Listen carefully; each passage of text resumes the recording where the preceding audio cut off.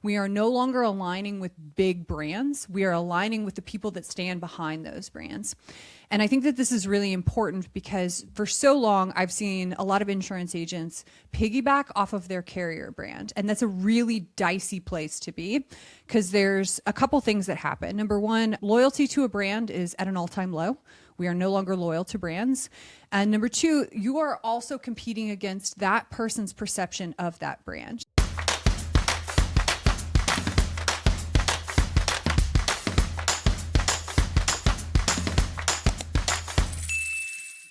Hey, welcome to the Insurance Buzz. We are your host, Michael and Courtney Weaver, and this is part 2 of our marketing. What would we call this? Messaging. Marketing guide. And today is going to be all about messaging and creating your brand. Is that correct? Yep. So we are going to figure out your differentiator. So how you create your own unique brand aside from whatever carrier company you represent. You're going to be able to create your own unique brand by the end of this. You're also going to figure out how to create emotional messaging that has a customer going, how did they know that? Okay. Okay. I should have just let you do the intro. So if you go back and you listen to part 1, we've already gone over part 1. That was really establishing what to be paying attention to when you go to create a marketing piece of content or a marketing message, whether that's in person, whether that's via email, whether that's social media, whether that's a text or an email copy, whatever that looks like. That was what we talked about in part 1. Part 2, we're actually really getting specific and dialing down the messaging of your own personal brand, your own personal like manifesto and belief system when it comes to your brand, and then how to actually pull and source data that makes a customer go, what? Say what? Okay, so if you are new to the Buzz, or hey, let's just say that you've been listening a long time and you missed our part 1 episode, it was the last episode. Go back, listen to it. I had a page full of notes. My pen was smoking, and you got to get locked in for this episode as well. Courtney is an absolute mastermind at marketing. She's been running our entire marketing and brand since the very beginning, 2014. It is 2026. That is 12 years of experience, of a lot of lessons learned, a lot of money invested in everything. Well, she has a lot.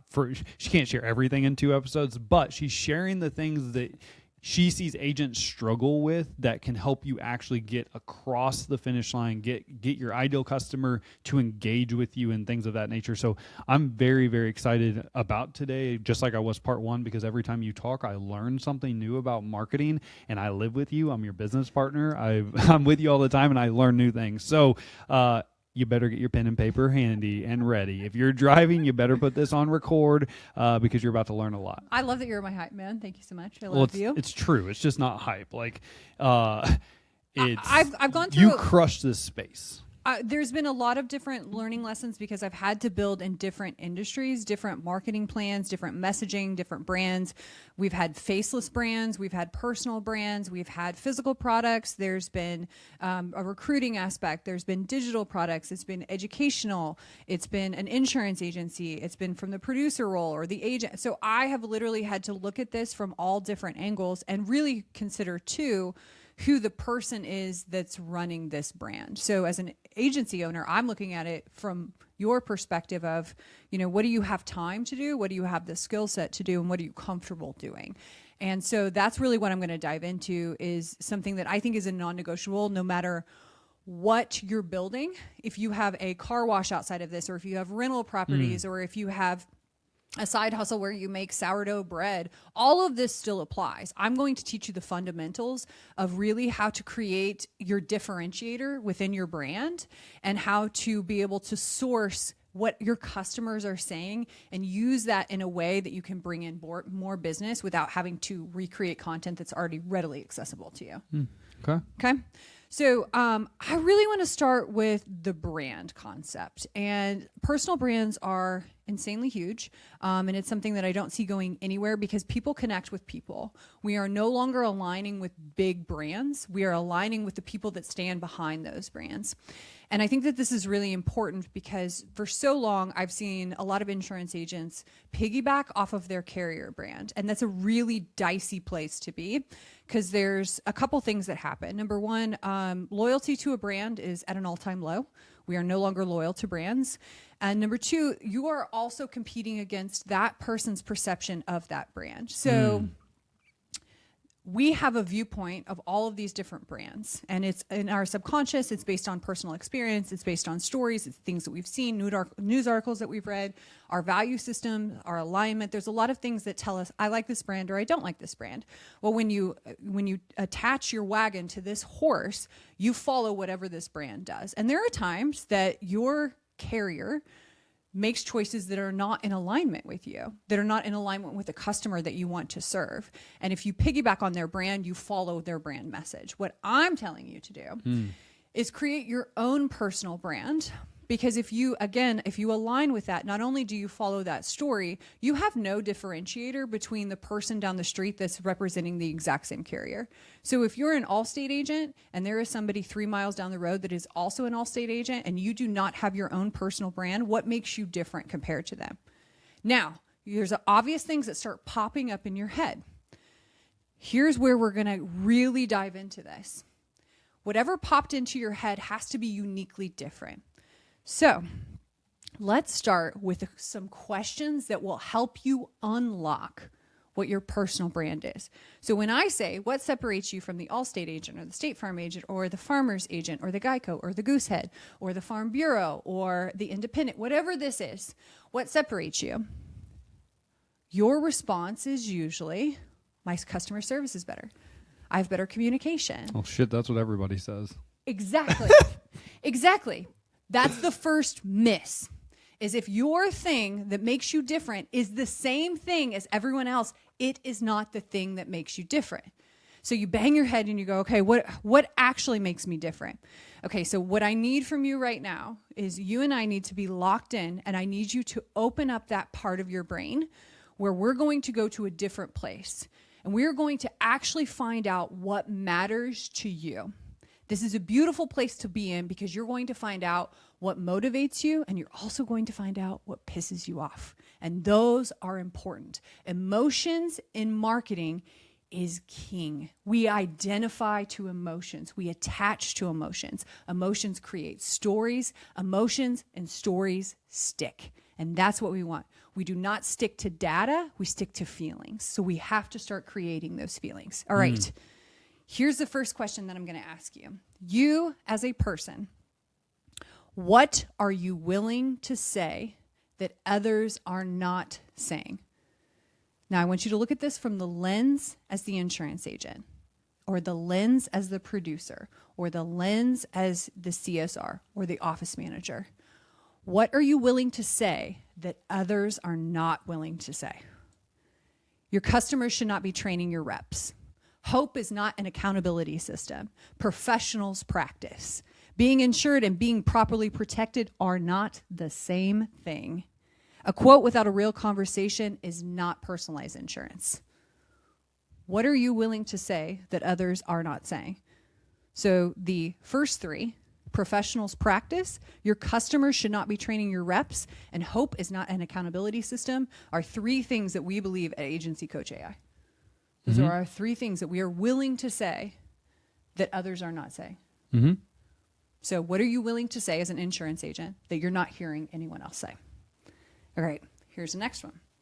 Question number 2. You want to piggyback on that? You want to answer that? No, I'm listening. You're in it? I'm thinking too, yeah. Yeah. Because this is all of your brands. Like, this doesn't just have to be your insurance agency. This can be you in anything that you're doing. What's the thing that you're willing to say that nobody else is willing to say? That's your first differentiator. Second, what is your enemy? What is the thing that you are coming up against? Every good story has an enemy. There is a hero and there is a villain. You have to find your villain. What's the villain in your industry? Price-only shoppers, insurance jargon, minimum coverage thinking, call centers, order taking. What's the enemy? Complacency. Not being professionals. What is the enemy to the thing that you're creating? We've talked about this a lot. Weaver Sales Academy, you'll hear us talk about transformational selling. Our enemy is transactional selling.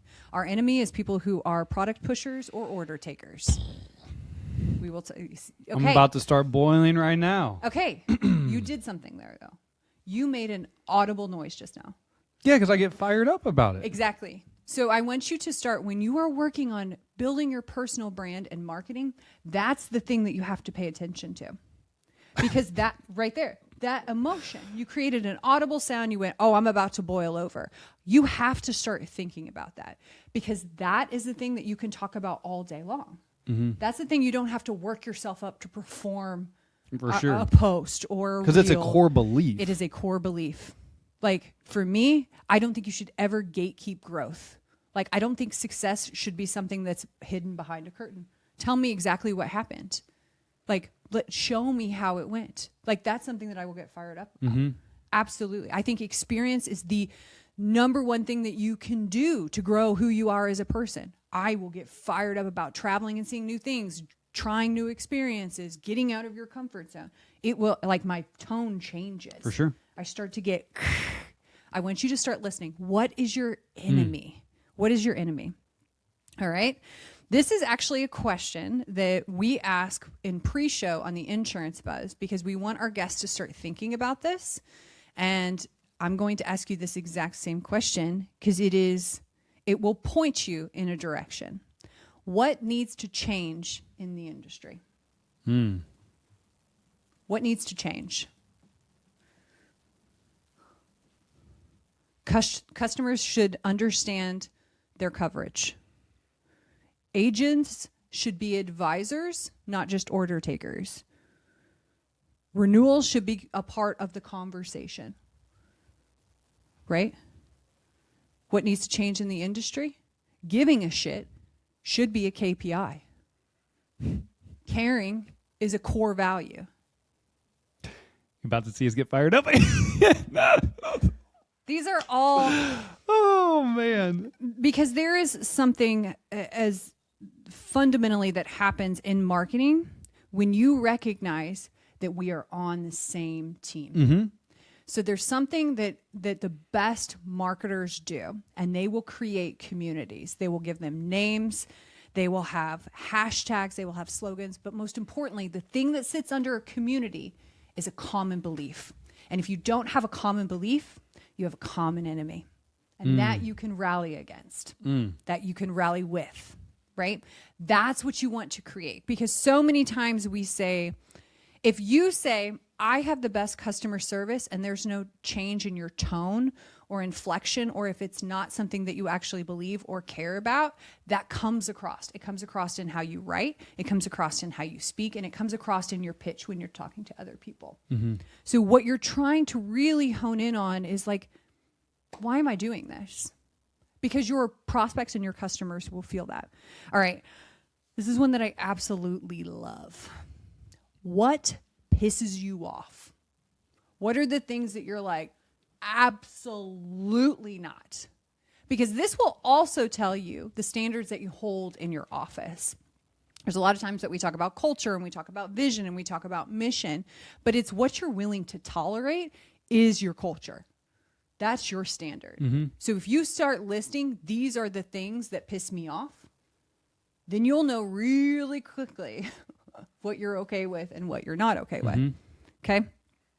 All of these emotions are just super beneficial because they really tell you like what you love and what you don't love. Now you can do the reverse of all of these questions. Yep. And you can say, who is your hero? Who becomes the hero? Instead of who's the enemy. What would make somebody a hero in our agency? What are they doing? What am I doing? What would make me feel like, oh my gosh, I have saved the day? Yep. What am I changing? Yep. Or what am I willing to change in the industry? And instead of what pisses you off, what excites you? Yep. What are you really excited about insurance and the industry and where we're headed? Yep. So this is also when you start talking about messaging. I know we're talking about prospecting and we're talking about acquiring new business and building your brand. This is also the thing that becomes your recruiting message. Because the thing that we miss as a whole is if we don't define what our organization stands for, its belief system, how are we supposed to attract people that can rally behind that? I agree with this 100,000%.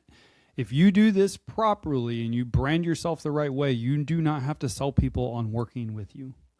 People, when you put out a position, they're like, can I please work with you? Like, you seem like you have a great culture. You seem like you have a lot going on.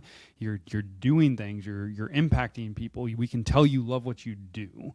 At least that's the goal with the culture that we've built. Like, when we put out a position, it's like our latest round of hires at Agency Coach AI. Like, 2 of the 3 we knew, and they like interviewed. We're like, yes, you're gonna do awesome. And the 3rd one, actually, we turned down in the first round of hires, and we shouldn't have done that. But he watched us over the last 4 months. He watched and watched and watched, and he's like, Michael, I couldn't help but just want to be a part of your culture and part of your company because I see what you're doing. And so, anyways, I'm going off on a tangent now, but this is so damn true. This is just not prospecting for lead gen. This is also building a culture and brand that people want to be a part of. Okay, so I love that you say this because there is an example that popped into my head. I'm going to give you 3 things about this person and tell me if you can identify who this is. No strip, 100 million, works all the time. For sure. Who is it? Hormozi. Okay. If you went to apply for a position to work for acquisition.com or any of Hormozi's brands, do you think that he's going to handle complacency, somebody who doesn't like to work, somebody who's afraid to get dirty, somebody who's not coached? Right. Because he has already communicated that over and over and over again. So he's not having to sell that. For sure. He's already established who his brand is. You can do the exact same thing. That's what we're really getting into, is there are so many brands that try to be the exact same thing, and you're just going to get lost. Absolutely. You're not going to stand out. Okay, here's one that I absolutely love that will actually tell you what your customers are saying or what you're actually doing in your organization.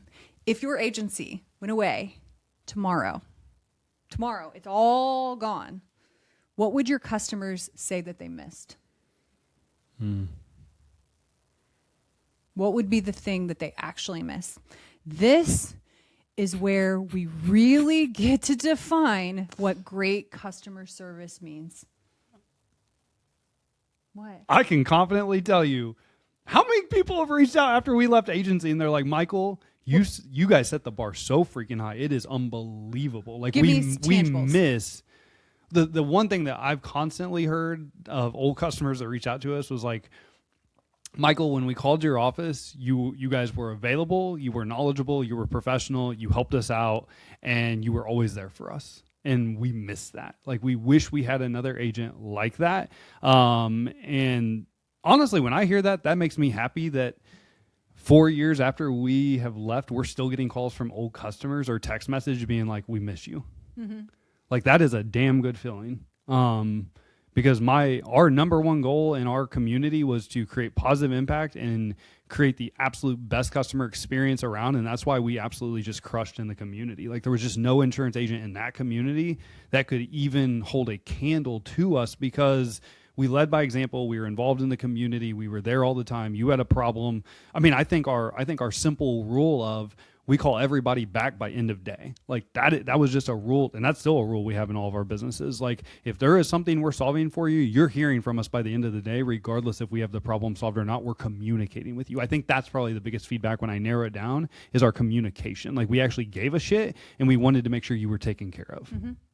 Yeah, we established a level of trust. That's the one that I always heard, that I still hear, is you explained what it was. Yeah.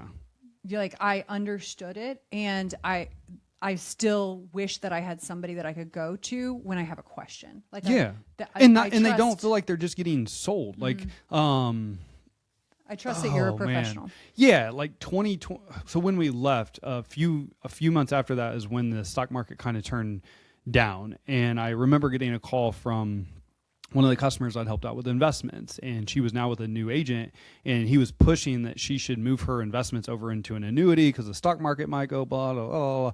And I was like, yo, that wasn't the strategy we talked about. And she's like, I know, Michael, that's why I'm calling you. I'm like, hold tight and just let's see what happened. And what's happened is she's made a ton of money over the last 4 years that if she would have sold into an annuity, she wouldn't have made any of that on the upturn. And so I think that was one thing that she said as well. She's like, Michael, she's like, you've always had my best interest at heart. Like, you're not just trying to sell me something. You're not just trying to get me to do something for a commission. She's like, and that's why I called and asked you, because she literally said these words. She said, I felt like I was just being put into a product or sold something, and it wasn't in my best interest. Mm-hmm. And that is what was happening.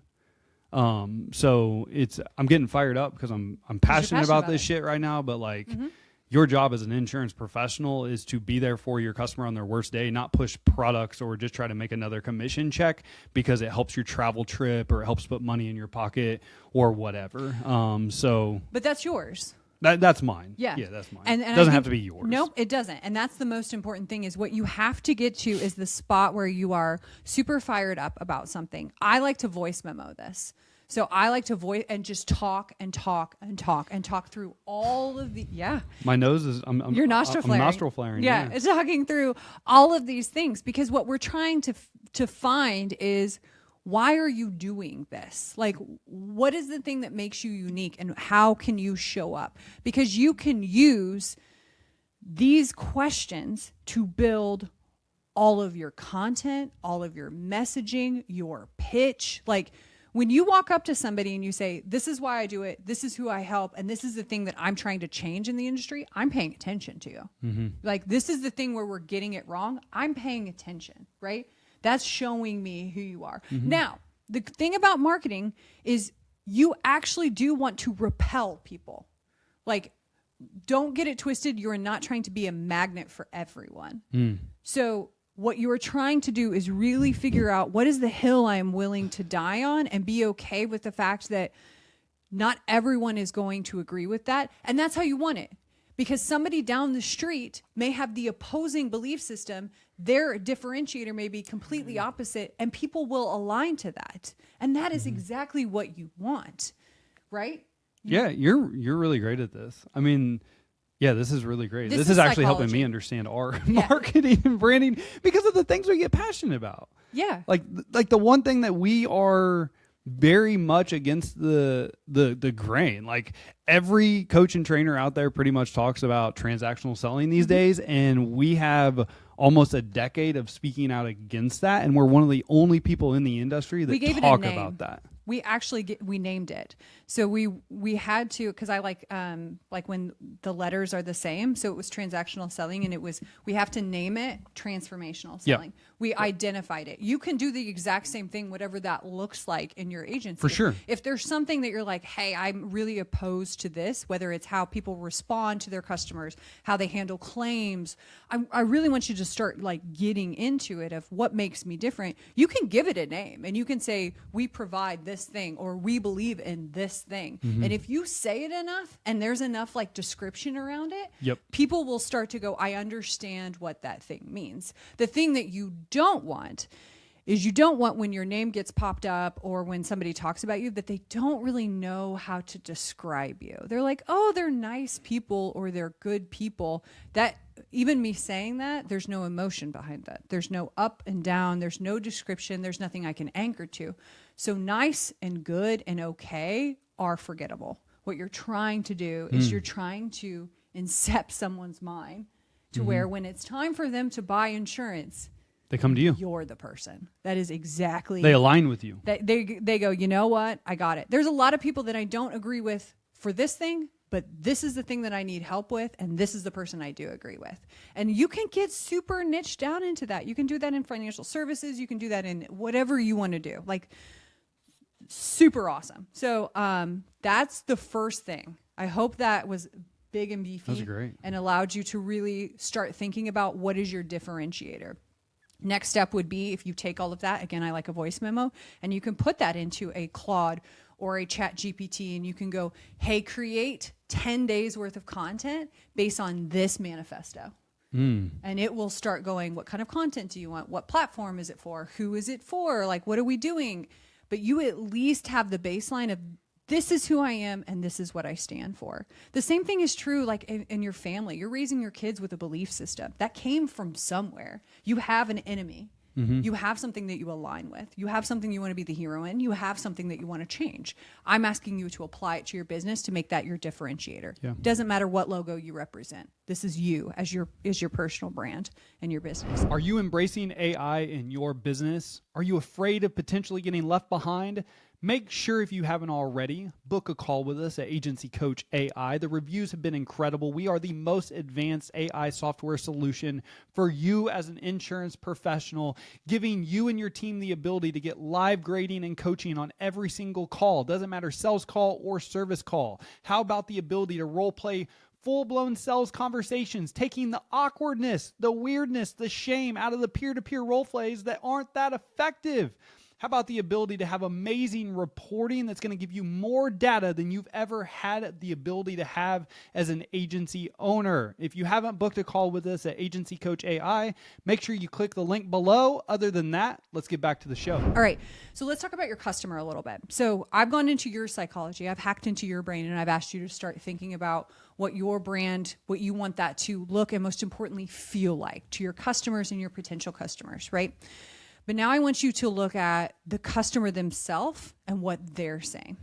So the thing about marketing is it's a lot of data. And I don't want you to invent data. I want you to actually pull data. And this is one of the main things that I do with Agency Coach is we actually have a label system to where anyone who has a call, whether it's an onboarding call, a sales call, an open office hours call, a check-in call, an integrations call, we can actually label it testimonial. Or we can label it feedback, or we can label it problem. What I like to do from a marketing standpoint is I like to look at problems and I like to look at testimonials. Okay. So I would tell you right now, if you don't have Agency Coach AI, go to your Google reviews. And I want you to pull all of your Google reviews, whether that's 500. I want you to pull all of those, and you can easily just do like a copy paste. Maybe it's not all 500. Maybe you just want to pull 10. What you want to do is I want you to start looking at what is your customer consistently saying about you in your Google review. What are they highlighting? What is the thing that is really standing out to you? Your best Google reviews are actually your worst Google reviews. Yep. Your best calls are your worst calls. That's going to tell you the problem that they consistently have. Same thing's happening on your sales call. You can start listening and going, okay, they keep getting stuck at this point. Yep. I'm not explaining coverage correctly in this spot. I'm going to create content that absolutely addresses this problem right here. You also want to hear, how do the customers talk about the thing that you're selling? So I talked about this briefly in the last episode, but as insurance agents, do not use insurance jargon. They do not understand it. You need to look at what are they actually saying, and what would your friend down the street who's never sold insurance, how would they refer to car insurance, home insurance, life insurance, investments. What are the words that they are actually using? Okay. So They're probably not talking about a legacy plan. they're not talking about legacy planning. They're probably not saying auto insurance. They're probably saying car insurance. They're not saying tax strategy. They're saying save money on taxes. Yep. They're saying car insurance. They're saying my I don't even know if do they say rates? They probably say price. They may say rates. I don't know. Price went up. Up. They also, here's the other thing. They're not going to say premium. They're not going to say premium. They're going to say how much does it cost. They're going to speak in like words like, dollar amounts per month, things like that. Also the things like the specific products that they are talking about in a Google review. Like if there's any like product or pain point, that gives you content. So the easiest thing to do with that is to take all of those Google reviews, or in our case, testimonials, and start sorting through who are the people that I want to actually serve that resemble these people. Yep. So go through, maybe it's your top customers. Do you have your top 100 list? If you have matching 100 Google reviews that go with them, great, line them up. If you don't, it's your opportunity to reach out to those top 100 and ask for a Google review. Those are people that you want in your book of business. You need to figure out how they're speaking, what's the problem that they have, and how would they publicly talk about you. Yep, and I'm going to add one to this is because sometimes with Google reviews, the individual that's asking for the Google review will tell the individual like what to say in the Google review. Try to steer away from that. Like, you really want their experience. You want their words. You don't want your team members' words or your words coming across in the Google reviews. And to at least be able to collect this data. This is why Agency Coach AI is so effective, is because we get the real conversation. We don't get the guided conversation. We get the real words. We get the real pain points. We get the real reasons why they're doing business with you or the real reason why they're leaving you. And you're able to categorize that, siphon through the data, and figure out how to attract more of those customers or how to not attract certain customers based off of those real conversations. And also you're figuring out what your team is doing well and what they're not doing well in conversations and things like that. But just from what you're speaking of, the real conversations are going to be significantly better. But the Google reviews, you're right. I mean, a lot of agents have over 100 plus reviews. So it's really important to be like, okay, let's actually figure out like what are the commonalities here that are being said in the reviews. Because they're going to tell you what your differentiators are too. And then you can start going, okay, so I didn't get into this, but when we talk about ideal customers, we talked about this a lot. It's who is the person that you want to serve? How do you want to serve them? And what products do they need? Okay. All right. Who do you want to serve? Yep. Then what? Like, how do you want to serve them? Like the products. Okay. And then I did this. Who do you want to serve and how to serve? Yep. Who do you want? The people that buy them, who do you like to serve, and the products that they buy. Perfect. Okay.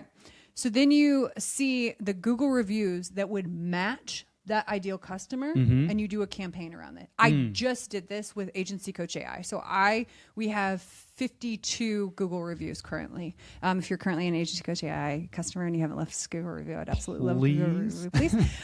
So I'm going to show you how the sausage is made. I'm not going to hold anything back from you. This is a marketing episode. So I pulled all of those Google reviews. I fed them into our Claude and our chat that's been tuned up for Agency Coach AI and has our ideal customer.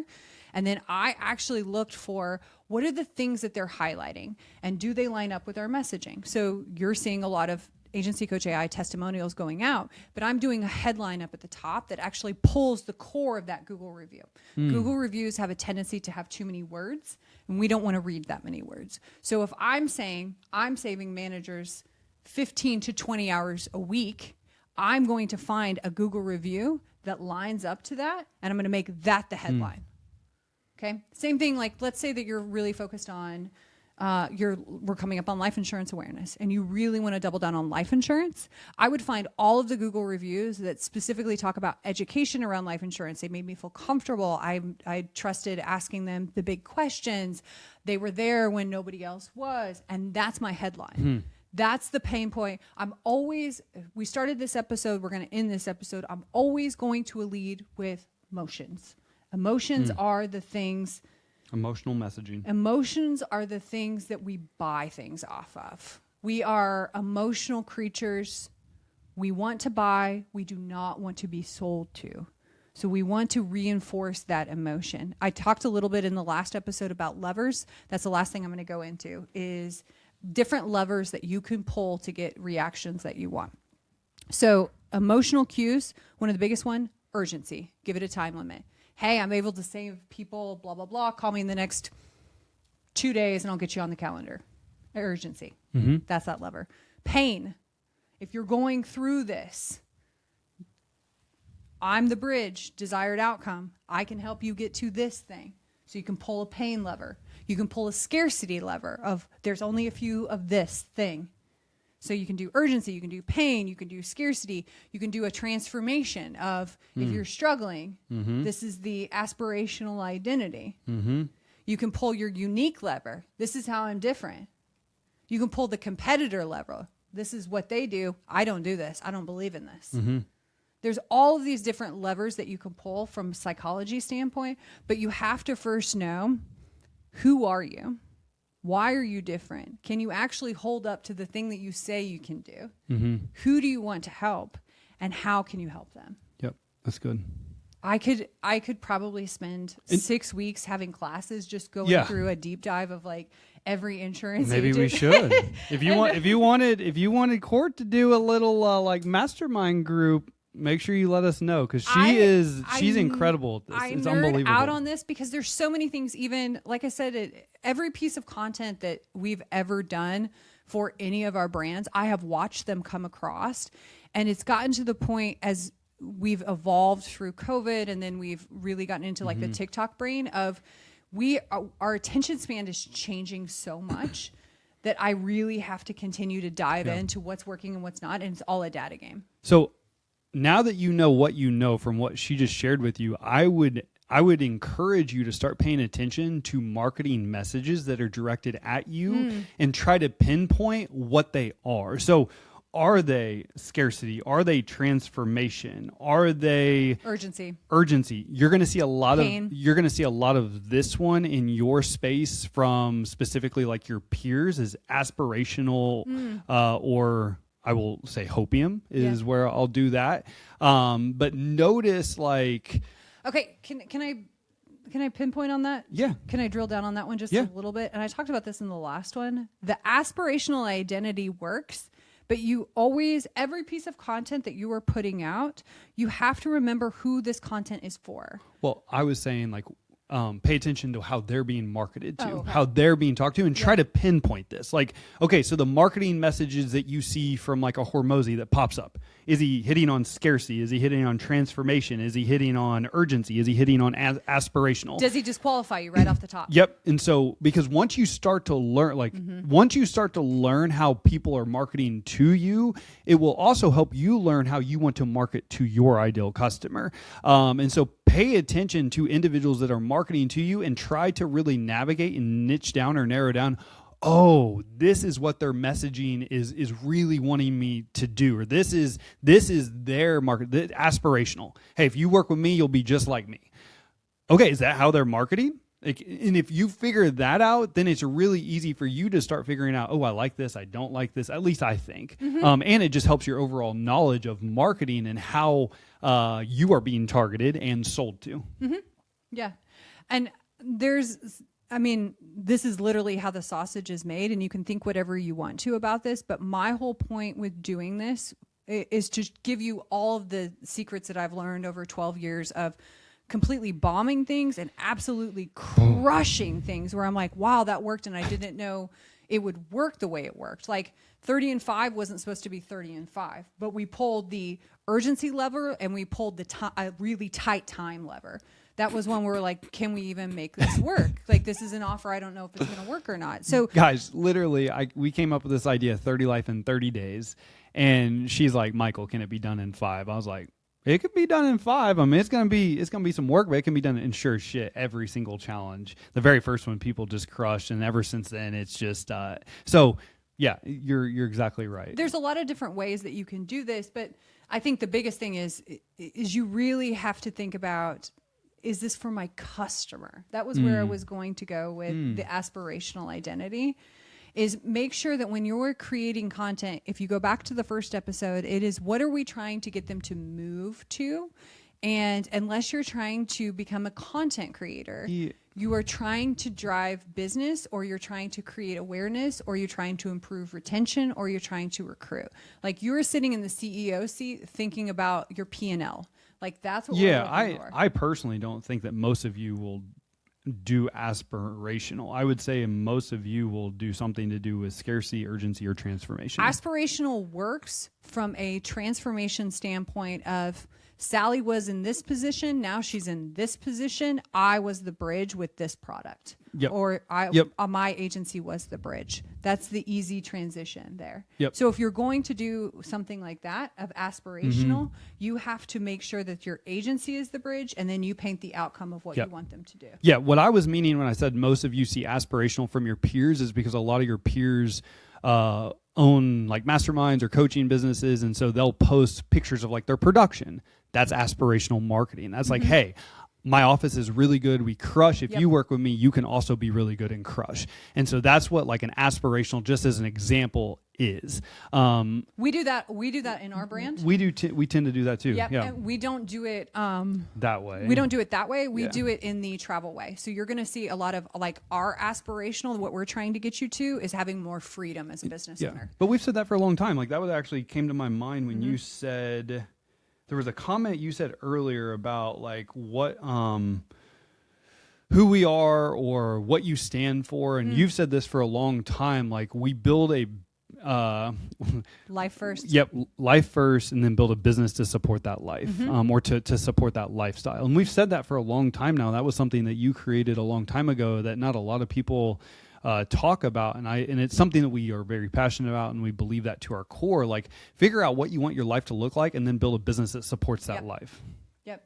I also talk about building it's not as important the thing that you're building as who you're building it with. Yep. Which reinforces that I'm obsessed with the people that I'm working alongside of. So I have a lot of those quotes and those phrases, and you will see that come out a lot in our brands. But that's just going through this exercise of like, what do you believe? What do you stand for? Who's the enemy? Like, what are you trying to change? That's really going to give you some pretty great insight into who you are and why you're doing this. So again, I could riff on this. This is 12 years trying to condense into a few episodes. I could do this for days and days and days. And if that's something that you're interested in, of really breaking down, like, this is what your bio should sound like. This is your lead magnets. These are your offers. This is what your landing page should look like. This is what your social media, this is your messaging. This is how you show up on camera. These are do's and don'ts, even in like formatting and hooks. And there's been a lot that has 12 years. happened.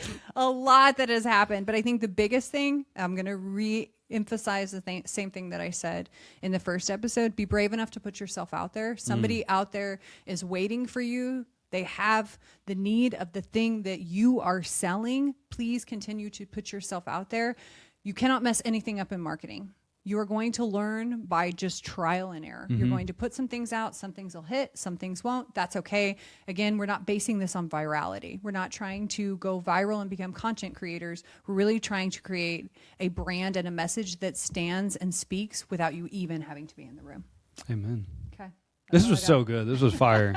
This was straight up fire, man. My pen is smoking over here. My Dude, I'm sweating. I'm like, oh my gosh. I love talking. I love jamming on marketing because it's so much psychology. It's a lot of fun, and you can really figure out like how you're helping people in the world. Yeah, 'cause that's what it's about. It is. At least to us. So, we appreciate you. As always, time and attention are by far your most important assets. They're our most important assets. We appreciate you hanging out. Court, you crushed the last 2 episodes. Like your knowledge level, your experience, that you've learned, you've steered us in 7 different industries now, and a lot of these have been lessons learned along the way. Lots of heavy investments into learning from others, and so I just appreciate you because, like I said when I started this, I learned something every time you start talking What'd you about learn marketing.